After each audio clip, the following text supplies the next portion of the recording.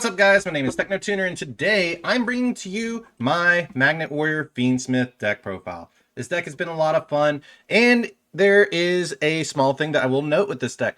It takes Magnet Warriors to a whole new level, but you don't specifically have to play Fiendsmith with this deck. You can cut the Fiendsmith engine to run a few cards, such as the Valkyrian and Berserkion engine, to basically get out the bigger boss monster. So you can run one Delta, one Alpha, one Gamma, one Berserkion, and one Valkyrion to get out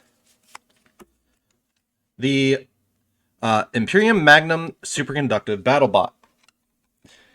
Either way, with this deck, you're going to be having a lot of fun and having a lot of good interactions with your opponent, from changing their monsters to Earth attribute, or just really being able to steal, pop, interact, or just basically set up a negation or interaction with your opponent. This deck can crack back a lot harder than most other decks, and is one of those rogue variants that you should keep an eye out for. While this deck is very fun to play, I will also note that if you're looking for more of a budget build, look towards building Pure Magnet or incorporating a small Kawakimaru engine. You can also do this by replacing the Fiendsmith stuff with 2 Kawakimaru Guardian and 3 Supplier. This will also get you access to rank 4 plays such as Gallant Granite, but also giving you that access for a monster negate with Kawakimaru Guardian, giving you further access and protection from the Bureau. Anyways, this deck, like I've stated, revolves around the Magnet Warrior deck archetype, where you're basically going to be using the new Magnet Warriors that Bastion used in the GX anime to go into further combos. We're going to be using Beta to search. We're going to be using Mega, Sigma, and Plus and Minus to go into our Magnum Plus Minus, our Tellius, and other fusion monsters to be able to set up interesting interactions in which you can further either A, lock out your opponent from being able to summon anything from Earth types when you're using Gozen Match, or B, you can set up Nibiru, or not Nibiru, Naturia Beast or Naturia Barkion to protect yourself from having to deal with spells and traps. While this deck has a lot going for it, I do recommend at least taking a look into it and having some fun while building this. Anyways, let's hop right into the main deck and I'll show you what I'm talking about.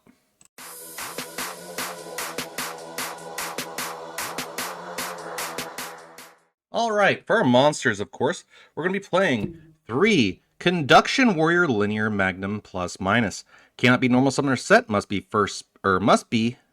first be special summon from your hand by sending 2 Magnet Warrior monsters with an original level of level 4 or lower from your hand, deck, or face up field to the graveyard. You can only special summon Conduction Warrior Linear Magnum Minus once per turn this way.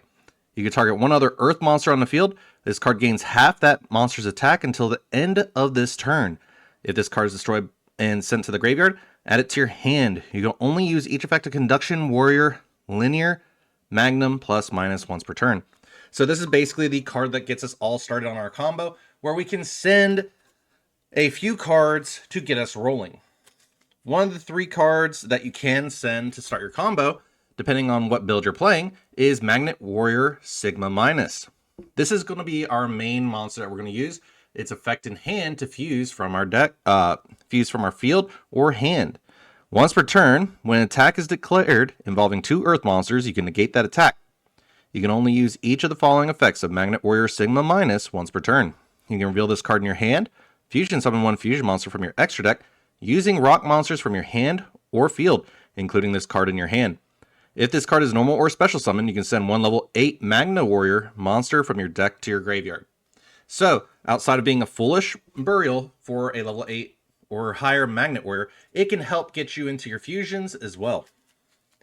Up next is going to be our main searcher of the deck, which is 3 Beta the Electromagnet Warrior. This card did recently get a rare printing in Maze Muertos, so you don't really have to worry about the price of it.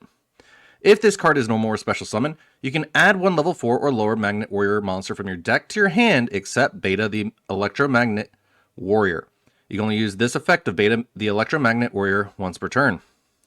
During your opponent's turn, you contribute this card and special summon 1 level 4 Magnet Warrior monster from your deck.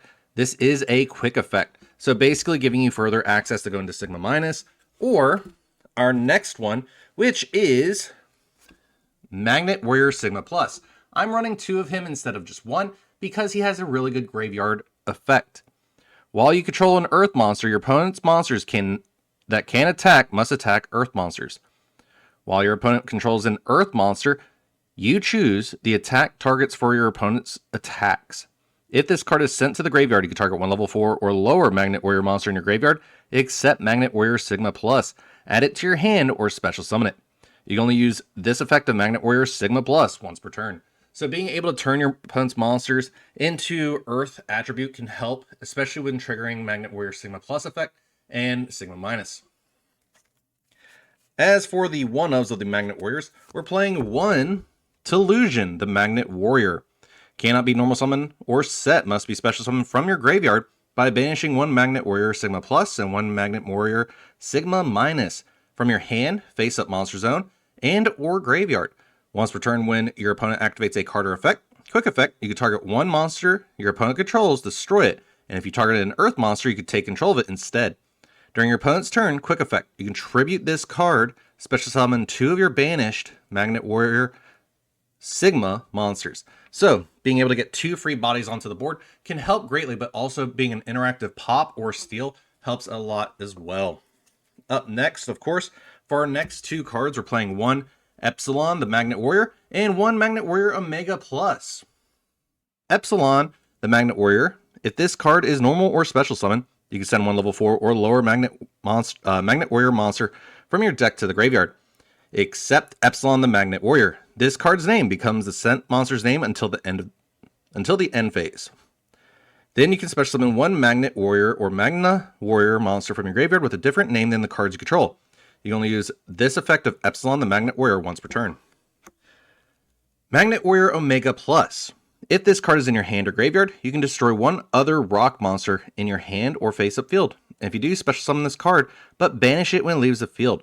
When an Earth monster's effect is activated on the field, quick effect, you contribute this card, then target 1 face-up monster on the field, change it to face-down defense position.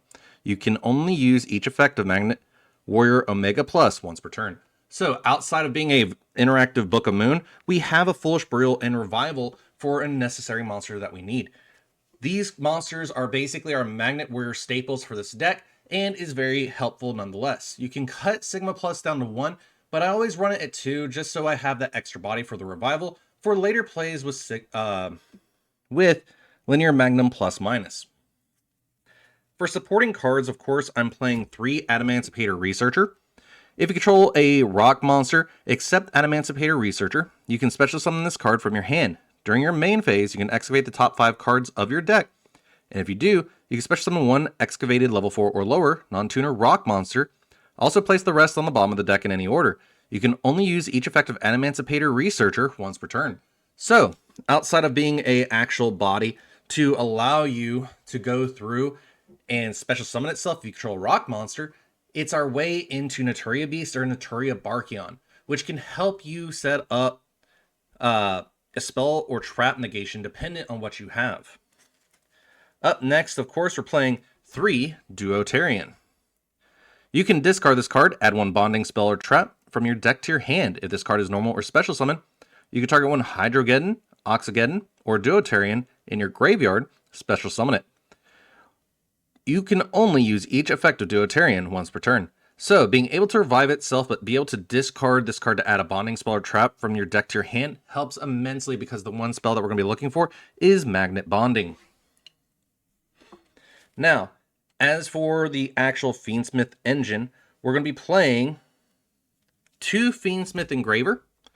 You can discard this card, add 1 Fiendsmith spell or trap from your deck to your hand. You can target 1 Fiendsmith equipped card you control and 1 monster on the field, send them to the graveyard. If this card is in your graveyard, you can shuffle 1 of the light fiend monster from your graveyard into the deck or extra deck. Special summon this card, you can only use each effect of Fiendsmith Engraver once per turn. So, we're also running that.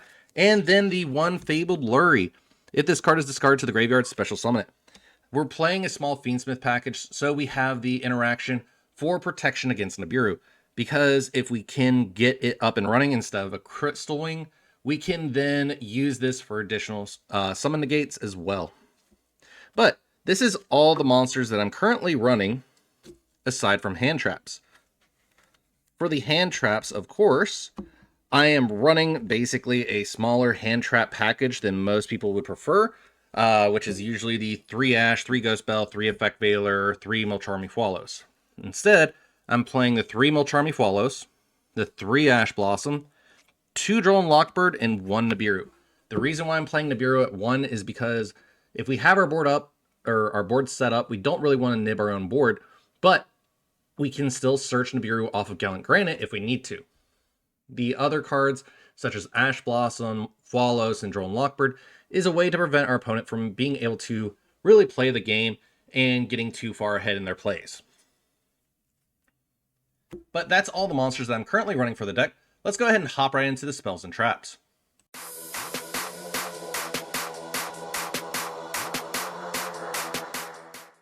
Alright, for the spells and traps of the deck, we're playing 3 Magnet Bonding. This is the card you're going to be searching off of Duotarian. During the main phase, activate one of these effects, but you can only use each effect of Magnet Bonding once per turn. Add 1 Conduction Warrior, Linear Magnum +- or 1 level 4 or lower Magnet Warrior monster from your deck to your hand. Add 1 level 8 Magnet Warrior monster from your deck to your hand. Fusion summon 1 Rock Fusion monster from your extra deck by shuffling monsters from your hand, field, graveyard, and or banishment into the deck as material. So this can help you get your Epsilon, or not Epsilon, your Omega Plus back into the deck if you are running 1 by being able to fuse it into the deck, or fuse and then shuffle it back into the deck. But the other thing is you can activate each of these effects once per turn. So that can help you out greatly. Up next, of course, we're playing 2 Magnet Induction. If you control a Magnet Warrior monster whose original level is 4 or lower, special summon level 4 or lower Magnet Warrior monster from your deck with a different name than the cards you control. Also, for the rest of this turn, after this card resolves, Magnet Warrior and Magna Warrior monsters you control cannot be destroyed by battle and your opponent's card effects. You can only activate 1 Magnet Induction per turn. So, this is a hard once per turn, but it basically gets you a level 3 or 4 Magnet Warrior body basically out onto the board, which can help you further your plays. For supporting spells, I am playing 1 Called by the Grave to basically deal with hand traps I don't want to deal with, 1 Triple Tactics Talent, and then, of course, I'm playing 1 Fossil Dig to search the Duotarian. Add 1 level 6 or lower dinosaur monster from your deck to your hand.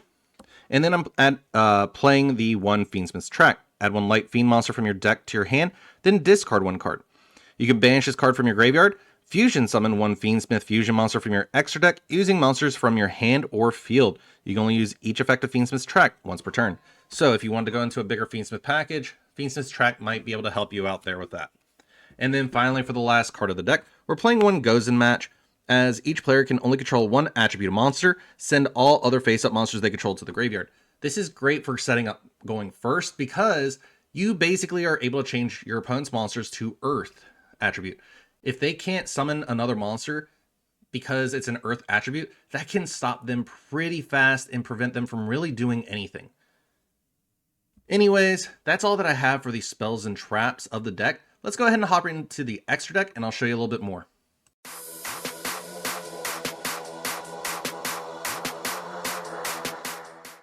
Alright, so for the extra deck, of course we're playing the 1 Necro-Equipped Princess. 1 monster equipped with a monster card, plus a fiend monster card. Must be special summoned from your extra deck by sending the above cards from your hand and or field to the graveyard. You can only control 1 Necro-Equipped Princess if a monster or monsters is sent from the hand to the graveyard to activate a card or effect. You can activate one of these effects. Equip one of those monsters to this card as an equip spell that gives it 500 attack, or draw 1 card. You can only use this effect of Necro-Equipped Princess once per turn. So, we're more worried about the level 6 body, but being able to summon it using the Fiendsmith the Graver equipped with a Requiem. So that gives us the 6 body, and then we can summon out the Fiendsmith Engraver, go into the DD Highwave King Caesar, in which case, if they go into that, they have to Nibiru us there, or they're not going to get the chance. Up next, we have Flux Oschenfeld.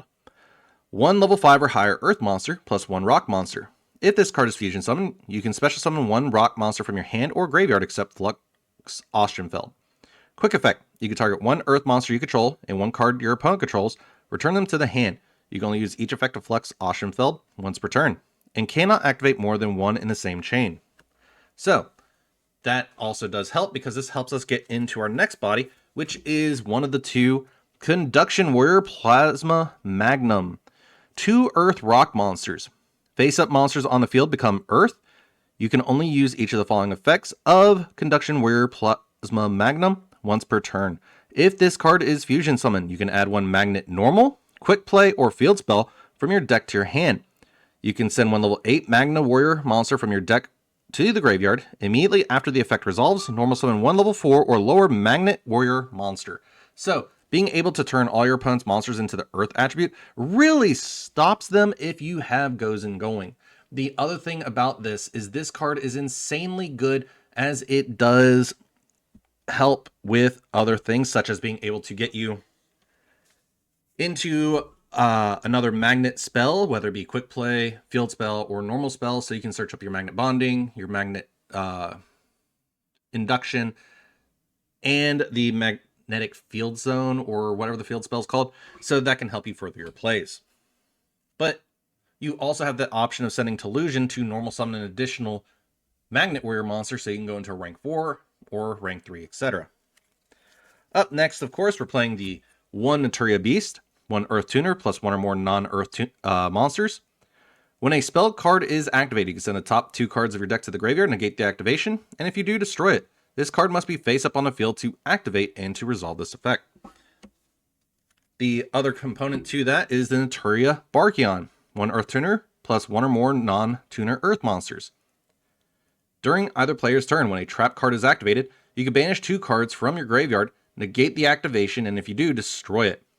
This card must be face up on the field to activate and resolve this effect. So being able to lock your opponent out of spells or traps can really hurt them a lot more than you, because you have the option with the Magnet Bonding spell to fuse back using monsters from your banishment as well. Up next, of course, we're playing 1 Adamancipator Risen Raptite.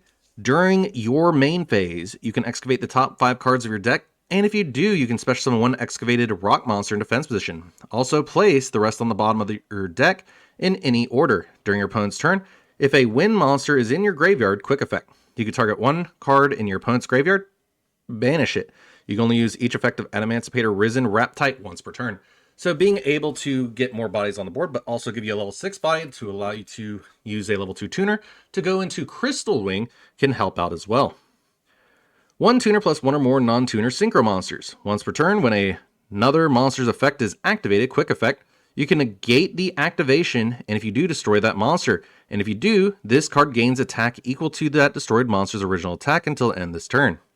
If this card battles an opponent's level 5 or higher monster during damage calculation, this card gains attack equal to the current attack of that opponent's monster it is battling during that damage calculation only. So, outside of getting a negation attack boost, it can boost its attack further when you're going into battle with a level 5 or higher. Moving into the Xyz portion of our deck, we're playing 1 Evil Storm Exciton Knight. 2 level 4 monsters once per chain during your main phase or your opponent's battle phase. If your opponent has more total cards in their hand and field than you do, quick effect, you can detach 1 material from this card, destroy all other cards on the field. Also for the rest of this turn, your opponent takes no damage. So this can help go into the Fiendsmith combo, but also helps break boards as well. Up next, we're playing 1 Gallant Granite. This card is very helpful because it takes 2 level 4 monsters. You detach 1 material from this card, then activate 1 of these effects. Add 1 rock monster from your deck to your graveyard. Special summon 1 rock monster from your hand in face down defense position. You can only use this effect of Gallant Granite once per turn. So, being able to search your Adamancipator Researcher or your Nibiru or your Kwakimeru Guardian can help you out greatly, especially in the long game. Next up, I'm playing 1 tech card, which is Go Go Go Goliath. 2 level 4 monsters. All monsters you control gain 800 defense.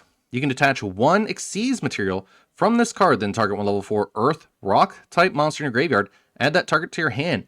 You can only use this effect to number 55 Go Go Go Goliath once per turn. It's basically a good recursion card if you're looking for something in your graveyard that you want back in your hand, whether it be the Sigma Minus, the Omega Plus, or an Adamancipator Researcher. It can help you with your combos further later on. Then, of course, for the Fiendsmith package, we're playing the 1 DDD Wave High King Caesar. 2 level 6 Fiend monsters. When a spell, trap, or monster effect is activated that includes an effect to special summon a monster. Quick effect, you can attach one material from this card, negate that activation. If you do, destroy that card. Then you can make one other DDD or one other DD monster you control, and this card gain 1800 attack until the end of this turn. If this card is sent from the field to the graveyard, you can add one Dark Contract from your deck to your hand. The only thing we're worried about is using this for the Summon Negate. All right. Let me move these over here. So, what are we playing for links? Well, we minimized on the links as much as we could because we went into one Fiendsmith Requiem, one light Fiend monster. You can only special summon Fiendsmith Requiem once per turn. During the main phase, quick effect, to contribute this card, special summon one Fiendsmith monster from your hand or deck. You can target one light non-link Fiend monster you control. Equip this card from your field or graveyard to that monster you control as an equip spell that gives it 600 attack. You can only use this effect of Fiendsmith Requiem once per turn. So being able to turn your Exciton Knight or your Lurry or your Engraver into a Requiem helps out greatly. Up next, of course, we're playing the 1 IP Masquerena. 2 non-link monsters during your opponent's main phase. You can quick effect immediately after this effect resolves. Link summon 1 link monster using materials you control, including this card. You can only use this effective IP Masquerena once per turn. A link monster that used this card as material cannot be destroyed by your opponent's card effects. And then finally, we have the 1 SP Little Knight. 2 effect monsters. If this card is link summoned using a fusion, synchro, exceeds, or link monster as material, you can target 1 card in the field or in either graveyard, banish it. Also, your monsters cannot attack directly this turn.